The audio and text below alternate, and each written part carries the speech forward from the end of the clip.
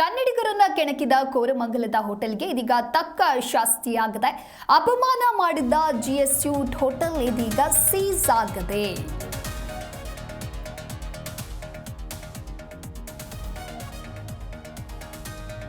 ಇನ್ನು ಅಪಮಾನ ಮಾಡಿದ ಜಿಎಸ್ ಸ್ಯೂಟ್ ಹೋಟೆಲ್ ಏನಿದೆ ಅದನ್ನ ಇದೀಗ ಸೀಸ್ ಮಾಡಲಾಗಿದೆ ಅನ್ನೋದ್ರ ಕುರಿತಂತೆ ಮಾಹಿತಿ ಲಭ್ಯವಾಗಿದೆ.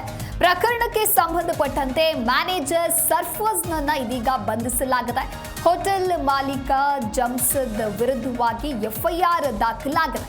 ಸದ್ಯ ಜಿಎಸ್ ಸ್ಯೂಟ್ ಮಾಲೀಕ ಜಮ್ಸದ್ ಕೇರಳದಲ್ಲಿದ್ದಾನೆ ಅನ್ನೋದ್ರ ಕುರಿತಂತೆ ಮಾಹಿತಿ ಲಭ್ಯವಾಗಿದೆ. ಕೋರಮಂಗಲದ ನೆಕ್ಸಸ್ ಮಾಲ್ ಸಮೀಪದ ಹೋಟೆಲ್ ಜಿಎಸ್ ಸ್ಯೂಟ್ನಲ್ಲಿ ಕನ್ನಡಿಗರ ಸ್ವಾಭಿಮಾನಕ್ಕೆ ಧಕ್ಕೆ ತರುವಂತಹ ಘಟನೆ ಒಂದು ನಡೆದಿತ್ತು.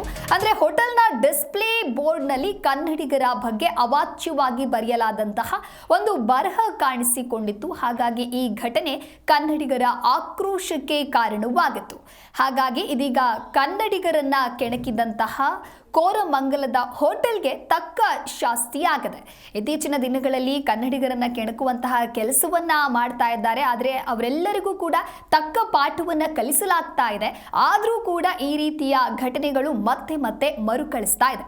ಹಾಗಾಗಿ ಅಪಮಾನವನ್ನ ಮಾಡಿದಂತಹ ಜಿಎಸ್ ಸ್ಯೂಟ್ ಹೋಟೆಲ್ ಏನಿತ್ತು ಆ ಹೋಟೆಲ್ ಅನ್ನ ಇದೀಗ ಸೀಸ್ ಮಾಡಲಾಗಿದೆ. ಇನ್ನು ನೀವು ದೃಶ್ಯಾವಳಿಯಲ್ಲೂ ಕೂಡ ಗಮನಿಸ್ತಾ ಇರಬಹುದಾಗಿದೆ.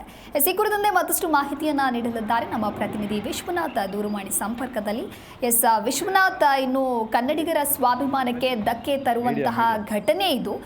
ಕನ್ನಡಿಗರನ್ನ ಕೆಳಕಿದಂತಹ ಕೋರಮಂಗಲದ ಹೋಟೆಲ್ಗೆ ಅಂತೂ ತಕ್ಕ ಶಾಸ್ತಿಯಾಗದೆ ಇದೀಗ ಯಾರನ್ನ ಬಂಧನ ಮಾಡಲಾಗಿದೆ, ಜೊತೆಗೆ ಎಫ್ಐಆರ್ ಯಾರ ಮೇಲೆ ದಾಖಲಾಗಿದೆ, ಈ ಕುರಿತಂತೆ ಡೀಟೇಲ್ಸ್.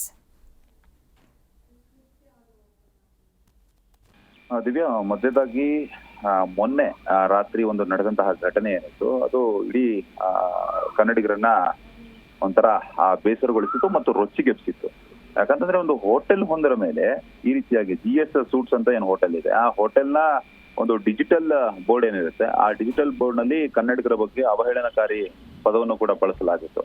ಅದಾದ ಮೇಲೆ ಆ ಒಂದು ವಿಡಿಯೋ ಕೂಡ ವೈರಲ್ ಆಗಿತ್ತು. ಕನ್ನಡ ಪರ ಸಂಘಟನೆ ಕೂಡ ಆಕ್ರೋಶವನ್ನು ವ್ಯಕ್ತಪಡಿಸಿದ್ರು.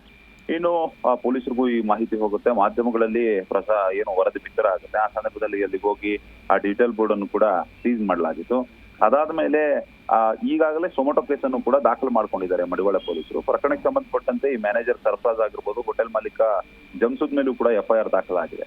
ಸದ್ಯ ಜಿಎಸ್ ಸೂಟ್ ಮಾಲೀಕ ಜಮ್ಸದ್ ಏನಿದ್ದಾನೆ ಆತ ಕೇರಳದಲ್ಲಿದ್ದಾನೆ. ಹೀಗಾಗಿ ಆತನನ್ನು ಕೂಡ ಕರ್ಕೊಂಡು ಬರುವಂತಹ ಕೆಲಸ ಆಗುತ್ತೆ. ಯಾಕಂತಂದ್ರೆ ಒಂದು ಭಾಷೆಯ ವಿಷಯ ಆಗಿರಬಹುದು, ಪ್ರಾಂತೀಯತೆಯ ವಿಷಯ ಆಗಿರಬಹುದು, ಇವೆಲ್ಲವೂ ಕೂಡ ಇಲ್ಲಿ ಪ್ರಮುಖವಾಗಿ ಇಂಪಾರ್ಟೆಂಟ್ ಆಗುತ್ತೆ.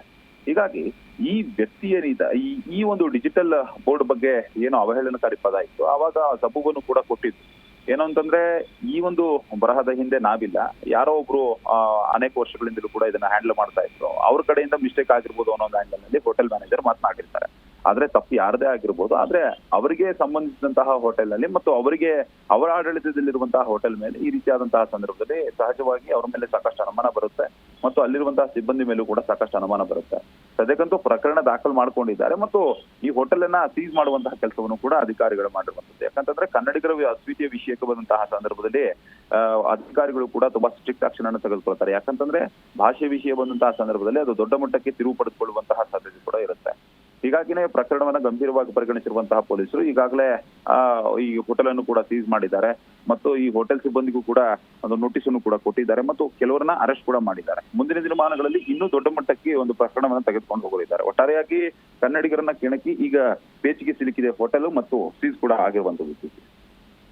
ಓಕೆ, ಥ್ಯಾಂಕ್ ಯು ವಿಶ್ವನಾಥ್ ನಿಮ್ಮೆಲ್ಲ ಮಾಹಿತಿಗಾಗಿ.